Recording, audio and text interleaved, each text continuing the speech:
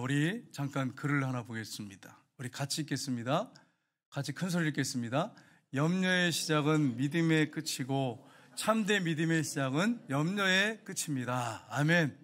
우리가 믿음 생활을 하고 신앙생활을 할 때 염려가 딱 우리 가슴에 들어오면 뭐가 끝난다고요? 믿음이 끝나요. 그러면 막 근심 걱정이 꼬리를 물기 시작하면서 믿음은 온데간데 없고 근심 걱정에 사로잡혀서 두려움에 사로잡혀서 낙심하고 절망하게 됩니다. 근데 믿음의 시작은 염려의 끝이에요. 하나님을 정말 지금 절망과 고통 가운데서 하나님을 딱 내가 믿기 시작하면 그러면 염려가 딱 끝나버려요. 이게 누가 한 말이냐면 기도의 사람인 조지 밀러가 한 말이에요. 정말 기도를 살았어요. 어떤 문제든지 하나님께 다 그 마음의 아픔과 어려움을 쏟아놓고 간구하여 응답받은 사람이 바로 조지 밀러입니다. 그래서 여러분 혹시 염려 근심에 사로잡혀 있는 분 계시다면 바로 오늘 이 순간부터 믿음을 가지고 여러분이 하나님 앞에 나아갈 때 여러분의 모든 염려가 끝나는 역사가 있기를 주님의 이름으로 축복합니다. 아멘 소리가 이렇게 작아요. 졸리십니까? 네. 여러분 믿음의 시작은 염려의 끝입니다. 염려를 끝내시기를 믿음으로 시작하시기를 주님의 이름으로 축복합니다. 여러분 1세기에 기독교인들은 우리하고 환경이 달랐습니다. 로마 시대 때 10대 박해가 있었어요. 그래서 그들은 예수님을 주로 고백하면 끌려가서 순교를 해야 됐습니다. 엄청난 핍박이 있었어요. 네로가 가장 심했죠. 그 핍박 때에 직장에서 쫓겨나게 되고 먹을 것이 없어요. 음식이 없어서 쩔쩔매고 하나님이 공급자가 되지 않으면 살 수 없는 그런 고통 가운데 있을 때 그들이 사람들의 이름, 성도님들의 이름 앞에 꼭 붙였던 이름이 하나 있습니다. 그게 뭔지 여러분 아세요? 티테디우스란 단어예요. 티테디우스 베드로, 티테디우스 바울, 티테디우스 요한. 티테디우스란 말이 뭐냐면은 결코 염려하지 않는 사람 이런 뜻이에요. 아무것도 염려하지 않는 사람. 그러니까 여러분 그 핍박 가운데 결코 염려하지 않는 사람, 아무것도 염려하지 않는 사람. 그러니까 여러분 이름 부를 때 그냥 부르는 게 아니라 성처럼 티테디우스 바울 이렇게 했어요. 티테디우스 이탕모, 티테디우스 유광동 이렇게 불렀다는 거예요. 여러분 그들이 근심걱정이 없었겠어요? 그렇게 핍박 가운데? 근데 그리스도인들은 부활하신 주님이 함께 하시기 때문에 근심걱정을 결코 하지 않는 사람이라는 거예요. 여러분 옆에 분한테 이렇게 인사하겠습니다. 당신은 티테디우스입니다. 네, 사방에 인사하세요. 당신은 티테디우스입니다.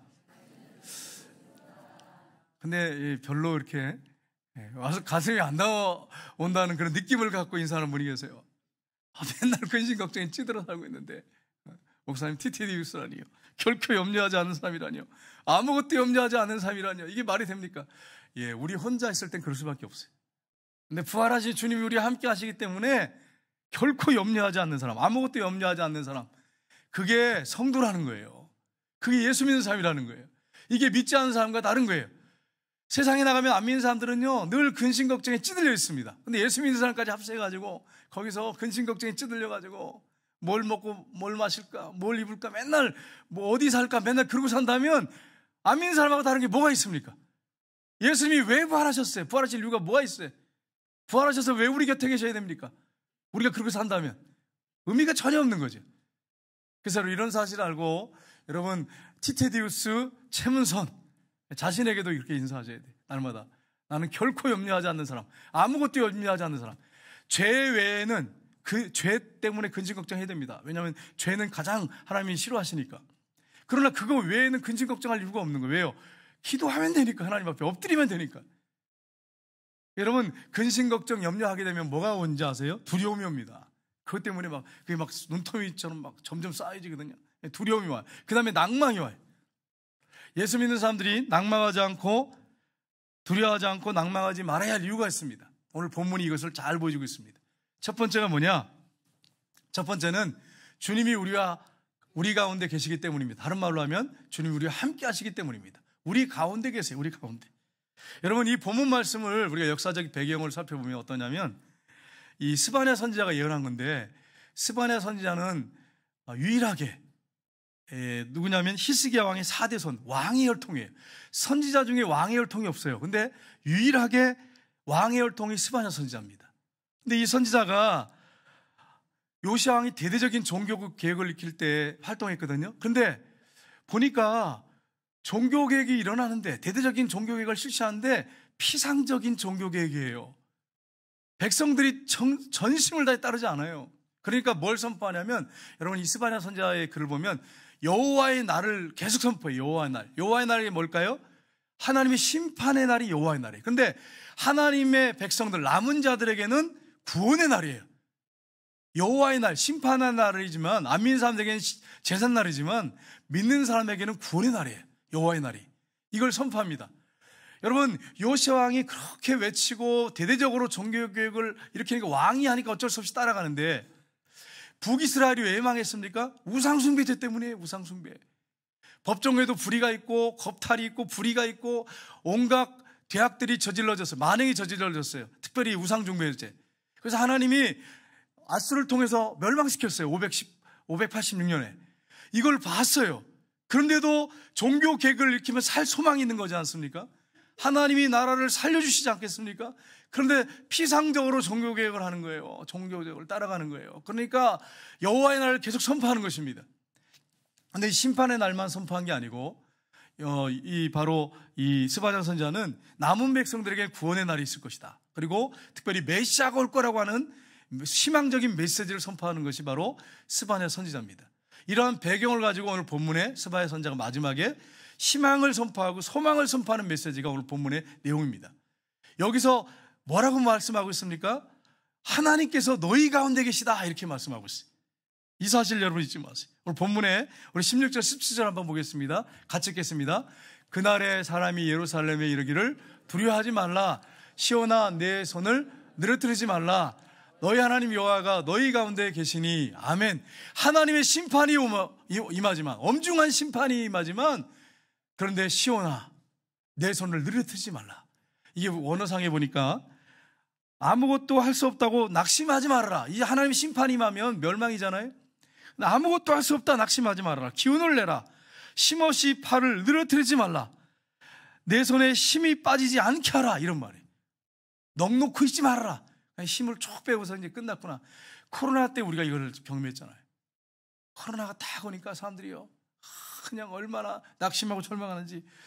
저도 하도 마스크를 쓰고 다니다 보니까 이게 마스크를 썼는데 이게 썼는지 안 썼는지 몰라가지고 마스크를 여기다 하나 쓰고 하니까 식당 직원이, 아니 왜 마스크를 하나 또 쓰셨어요? 혹시 제 생각 같은지 한번 물어보겠습니다. 혹시 잊어버리셨지요? 그래서 제가 자존심이 있잖아요. 아니요. 그리고 기분 나빠서 들어갔어요. 기분이 나쁘잖아요. 이게 그런 게 한두 번이 아니잖아요. 여러분 안 그러셨어요? 저만 그랬나요, 여러분? 저만 이상한 사람 같은데.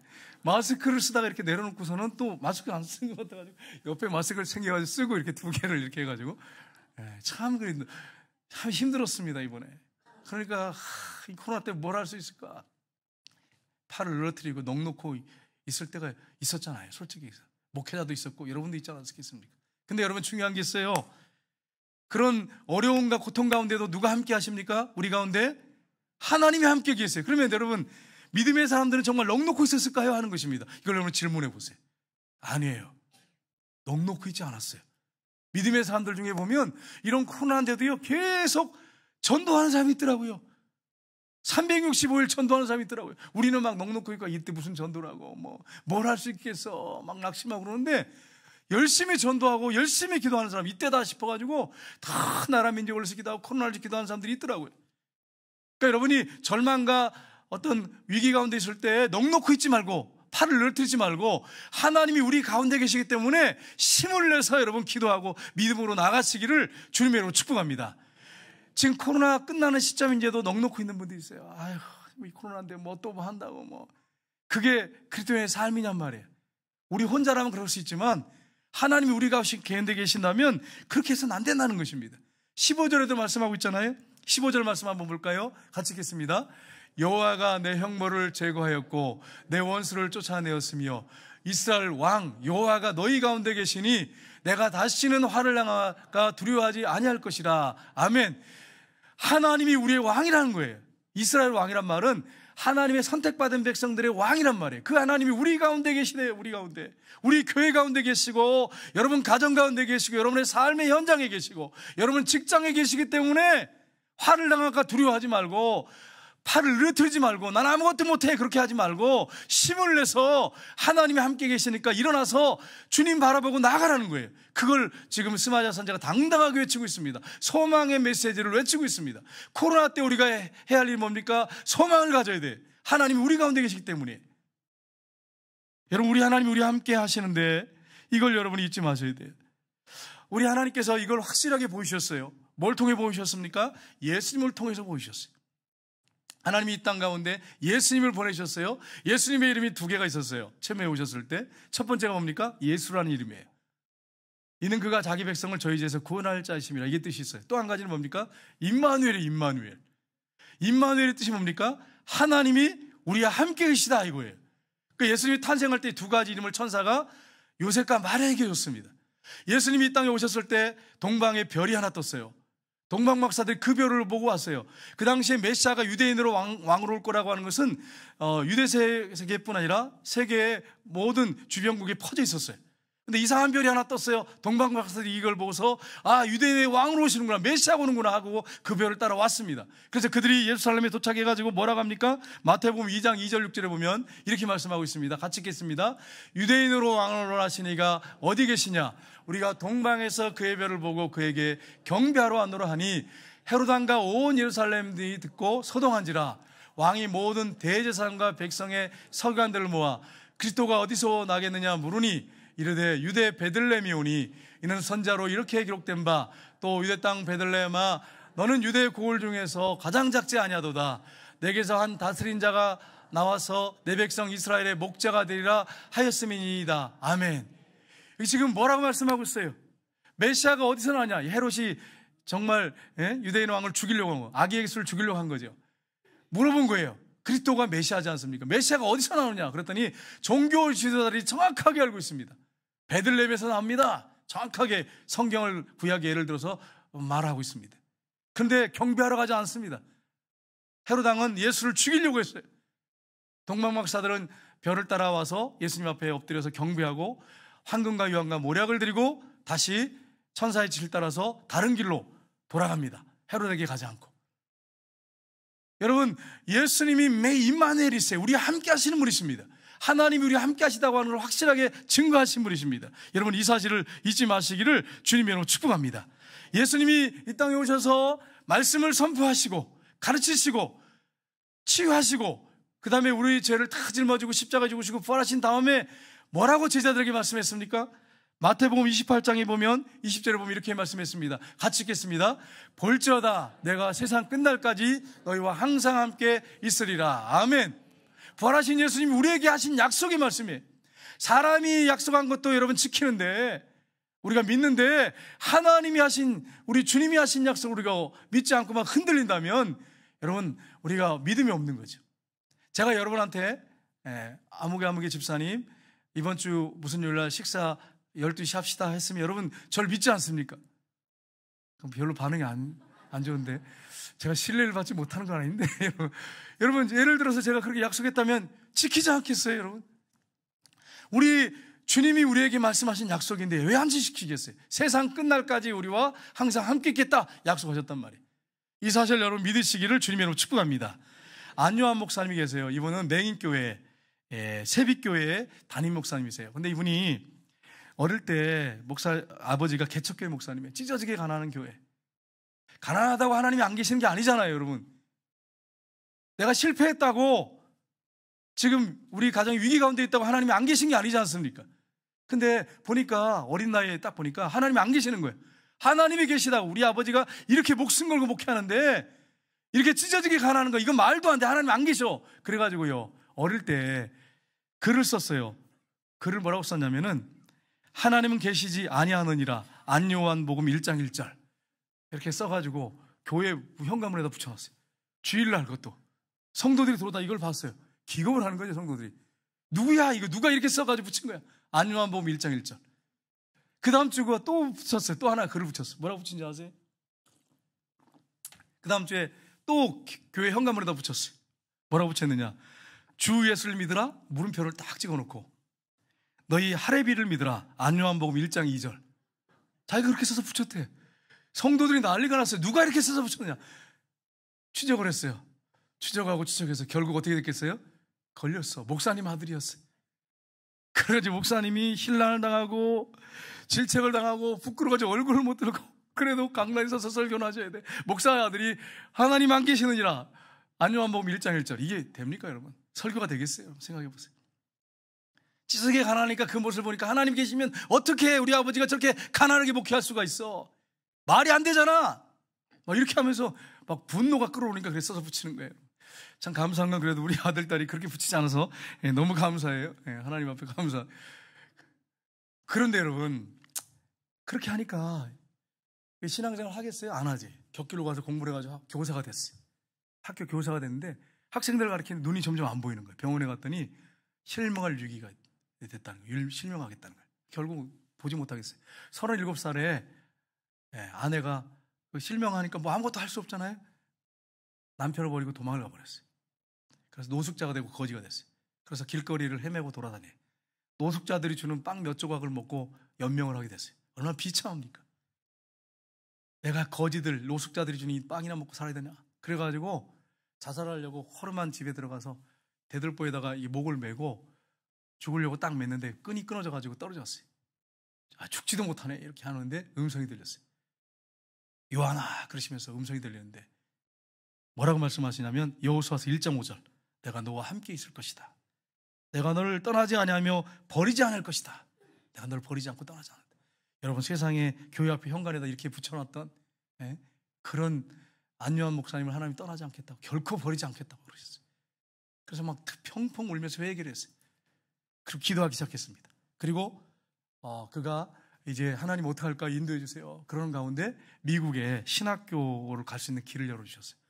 미국에서 최초로 신학 박사학위를 한국인 최초로 맹인으로서 받았습니다. 이분이. 그리고 돌아와서 세빛교회에 담임 목사가 됐어요. 맹인교회. 그리고 얼마 후에 독일에서 검사를 하자 그래서 시력, 이 눈을 검사하자. 그렇게 했더니 개안하면 수술하면은 눈이 회복될 것 같다. 이렇게 얘기를 해가지고 수술을 받으러 와라. 이렇게 했는데 안 가겠습니다. 내가 눈 뜬 의미가 없습니다. 내가 눈 멀었을 때 하나님 만났습니다. 난 하나님 없다고 지독하게 아버지를 핍박하고 교회에다 그렇게 써서 붙인 사람인데 내가 개안 수술을 할 이유가 없습니다. 나는 눈 멀었을 때 하나님 만났습니다. 그리고 눈이 이렇게 보이지 않을 때 더 하나님을 찾게 되고 기도하게 되니까 난 눈 뜰 필요가 없습니다. 그리고 끝까지 이분이 개안 수술을 안 받으셨어요. 그분이 여러분 안요한 목사님이세요. 그러니까 예수 믿는 사람들은요, 예수님 만나면 눈 뜨느냐 안 뜨냐, 뭐 건강이 좋으냐 안 좋으냐 거기에 묶여가지고 뭐 나 하나님이 있네 없네, 기도응답 들어주냐 안 들어주냐, 하나님 살아계십니까? 그럼 왜 기도응답 안 들어주세요? 뭐 병을 왜 안 고쳐주세요? 뭐 난 죽겠어요, 뭐 살겠어요. 이렇게 뭐 사는 사람들이 크리스찬이 아니에요. 이 목사님은 뜰 수 있었어요. 근데 난 안 뜨겠다는 거예요. 나는 이 맹인이었을 때 주님 만났는데 내가 떠서 무슨 의미가 있냐고. 내가 뜨든 안 뜨든 주님과 함께 하는데 난 행복한데 내가 눈 떠서 뭐 하냐고. 안 받았어요, 수술을. 그러니까 여러분, 예수 믿는 사람들은 모든 환경을 초월합니다. 가난도 초월하고 질병도 초월하고 암병도 초월하고 삶 속의 고통도 초월하고 지금 어렵고 어려운 환경 상황 가운데 있고 문제투성이 있지만 그것 때문에 묶여가지고 나는 막 이것 때문에 못 살아요. 난 죽고 싶어요. 하나님 왜 나에만 이런 고통을 주시는 거예요. 그런 사람들이 아닙니다. 안 믿는 사람이 그렇게 살잖아요. 안 믿는 사람들이. 믿는 사람까지 그렇게 살아갈 이유가 뭐가 있겠어요? 여러분 생각해 보세요. 부활하신 주님 우리와 함께 하시는데, 우리 하나님 우리 가운데 계시는데 그럴 이유가 뭐가 있어요? 여러분 여기서 이 세상에 살아봤자 몇 년 산다고요? 1000년 만년 삽니까? 살아봤자 한 70년, 80년, 90년, 100년 그 밖에 더 살겠어요? 영원한 세계가 기다리고 있는데. 그러니까 여러분이 지금 환경이 힘들고 어렵다고 해가지고 그것 때문에 막 하나님이 계시니 안 계시니 기도응답을 안 해줘서 삐졌다느니 응답 안 해줘서 막 그런 말을 할 이유가 없는 거예요. 예수 믿는 사람들은. 우리 하나님이 우리 가운데 계시고 우리 함께 하시단 말이에요. 이렇게 복받은 사람이 저와 여러분이에요. 근데 오늘날 많은 크리스찬들이 자꾸 외적인 거, 눈에 보이는 거 자꾸 비교를 해. 다른 교회 비교하고, 다른 목사님 비교하고, 다른 아내 비교하고, 남편 비교하고, 자꾸 자녀들 비교하고. 왜 그렇게 사냔 말이에요. 왜 그렇게 사냔 말이에요. 예수 믿는 사람들이. 우리 가운데 부활하신 주님이 계시는데 기도하고 엎드려서 정말로 우리가 간구하면 들어주시는데 안 들어주실 수도 있어요. 여러분 하나님이 보면 훌륭한 주의 종들, 우리가 정말 따라갈 수 없는 종들의 기도도 안 들어줬어요. 모세 가나안 땅에 들어가게 해주세요 하는데 그 눈앞에서 안 된다 이러셨어요. 다윗 성전 짓겠습니다. 안 된다. 너 피 많이 흘렸다. 네 아들 솔로몬이 질 거다. 이러셨어요. 그렇다고 그들이 막 하나님 이럴 수가 있습니까? 하나님 살아계시고 뭐 하나님 내가 지금까지 어떻게 하신 거 아시는데 나한테 이렇게 응답 안 해줄 수 있습니까? 노할 수 있습니까? 이렇게 안 했어요. 하나님의 뜻이라면 순종하겠습니다. 왜요? 이 땅에 천년만년 사는 게 아니니까. 가나안 땅에 들어가서 뭐 얼마나 산다고? 예?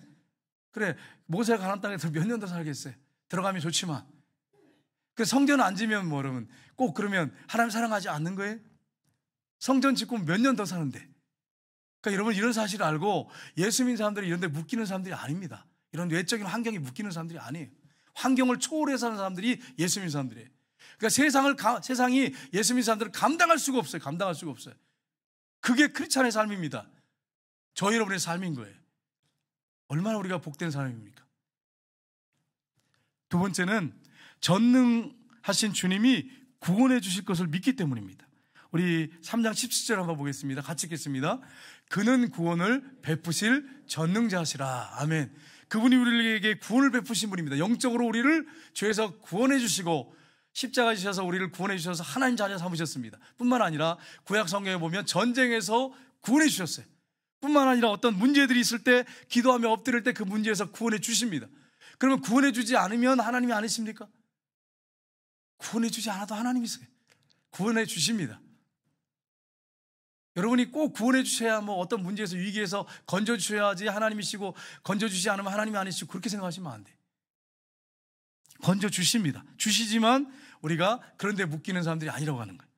여러분 제자들이 풍랑이는 바다 이제 위에 배를 타고 가는데 막 배가 막 들어오는데 예수님이 중국 계시는 거예요. 제자들이 예수님을 깨웁니다. 뭐라고 깨웁니까? 한번 성경을 보겠습니다.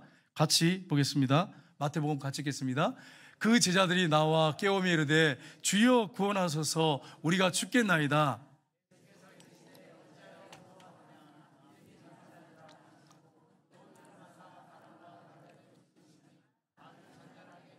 아멘. 지금 막 여러분 이 제자들은요 갈릴리 바다에서 뼈가 굵은 사람들이에요. 일생을 거기 살았단 말이에요. 그러니까 뭐 웬만한 파도 갖고 두려워하지 않습니다. 그런데 보세요. 그 어부들이 두려워가지고 무서워가지고 예수님 막 깨우면서 우리가 죽겠나이다 그랬을 때 예수님 일어나셔서 바람과 바다를 꾸짖으셨어요. 잔잔케 하셨어요. 그런데 보세요. 예수님이 뭐라고 말씀하세요? 어찌하여 무서워하느냐 믿음이 작은 자들아. 예수 믿는 사람들은 완전히 망해서 끝장나지 않습니다. 망해가지고 완전히 뭐 끝나고 이러지 않습니다. 예수님이 탄 배가 뒤집어져가지고 그래서 예수님도 제자들도 그냥 큰 고난을 당하고 제자를 다 순교했더라. 이렇게 될 일이 있겠어요? 여러분 생각해 보세요. 여러분 예수님이 탄 배가 뒤집어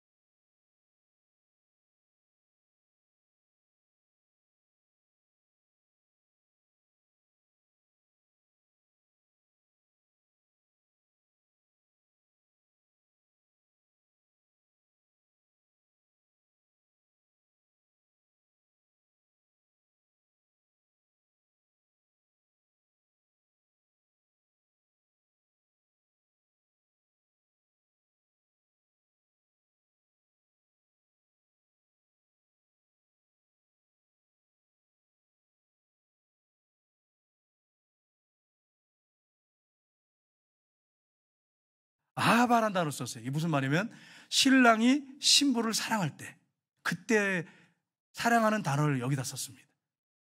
여러분, 성경에 보면 이사야 62장 4절에 보면 이렇게 되어 있습니다. 같이 읽겠습니다. 다시는 너를 버림받은 자라 부르지 아니하며 다시는 내 땅을 황무지라 부르지 아니하고 오직 너를 헵시바라 하며 내 땅을 뷸라라 하리니 이는 여호와께서 너를 기뻐하실 것이며 내 땅이 결혼한 것처럼 될 것임이라. 아멘. 하나님이 하나님 백성들과 결혼하게 된다는 거예요. 결혼한다. 여기서 보면 헵시바가 뭘까? 헵시바는 나의 기쁨이 그에게 있도다. 하나님이 우리를 볼 때 기뻐하신다는 거예요. 하나님의 기쁨이 우리에게 있대요. 여러분과 저에게 있대요. 그러니까 뷸라는 뭡니까? 뷸라는 성경의 맨 밑에 보시면 결혼한 여자 이런 뜻이 있어요. 우리가 주님과 함께, 예수님이 신랑이 우리는 신부예요. 결혼했다는 거예요. 신랑의 기쁨이 신부에게 있는 것처럼 우리에게 있다는 거예요. 여러분, 이번에 우크라이나 전쟁이 이제 발발해가지고 지금 어제까지 며칠째인지 여러분 아세요? 100일째입니다. 빨리 전쟁이 끝나도록 여러분 종식되도록 기도하셔야 됩니다. 그런데 아름다운 이 전쟁 가운데 아름다운 부부가 있었어요. 그게 뉴스에 나오고요, 유튜브에 지금 돌아다니고 있어요. 영상이 돌아다니고 있어요. 어떤 일이 있었냐면은 우크라이나의 간호사인 옥사나라고 하는 간호사, 남편은 빅토르라고 하는 남편인데 가난해가지고 결혼식을 못 올렸어요. 근데 아내가, 이 옥사나라고 하는 아내가 간호사 출신이에요. 같이 이제 퇴근해가지고 오다가 전쟁통에, 이번 전쟁터에 지뢰를 밟았어요. 그래서 지뢰가 폭발해가지고요, 이 옥사나라고 하는 아내가 두 다리가 다 없어졌어요. 4번 수술했는데 다 두 다리가 없어지고, 이 손가락, 왼손가락 4개가 없어지고 하나만 남았어요. 이렇게 됐어요. 여러분, 얼마나 비참합니까? 자녀가 있는데 7살짜리 아들, 5살짜리 딸이 있었어요. 근데 결혼식을 못했어요. 병원에서요 4번 수술했거든요. 병원의 관계자들이 이걸 알고요, 결혼식을 병원에서 해줬어요. 사진 한번 볼까요? 아내가 드레스를 입고 있어요. 지뢰에 2다리를 잃고 우크라이나 신부가 2다리가 없어요. 그래서 남편이 이걸 안고 결혼식을 하면서 병원 안에서요 끌어안고 2다리가 없으니까 이렇게 해 있어요. 그 다음 볼까요? 예, 이렇게 2다리가 없어요. 안고서 춤을 췄어요. 그게 영상에 딱 이렇게 있습니다. 여러분 동영상 들어가서 쳐보시면 나와요. 근데 우크라이나에 의해서는 이걸 보고 감동을 받아가지고 특별한 사랑의 이야기의 절정, 행복을 기원합니다. 의해서 문자를 보냈대요. 여러분, 참 감동적이죠. 아내가 2다리를 잃고 손가락을 잃었어요. 근데 병원에서 그 아내를 끌어안고 춤을 추면서 결혼식을 하고 있어요. 여러분, 우리 하나님은요 어떤 분이십니까? 자기 아들까지 아낌없이 주신 하나님이에요. 그럼 우리를 보실 때 얼마나 우리를 뜨겁게 사랑하시겠어요? 한번 생각해 보세요.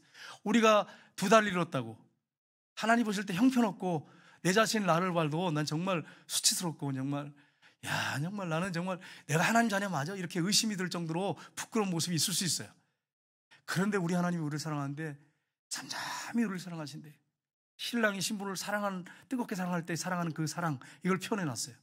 그렇게 사랑하신대요. 하나님이 아버지로서 우리를 사랑하십니다.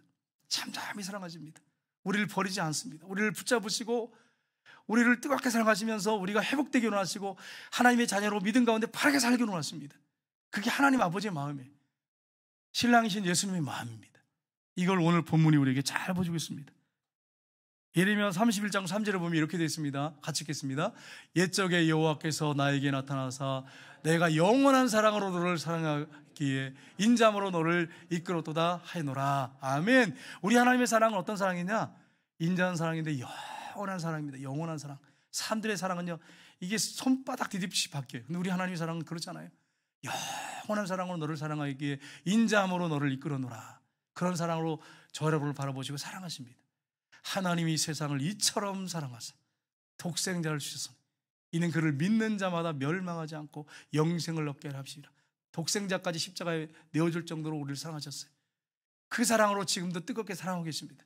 그 사랑을 우리가 입었다면 우리가 어떻게 이 땅에 살아가겠습니까?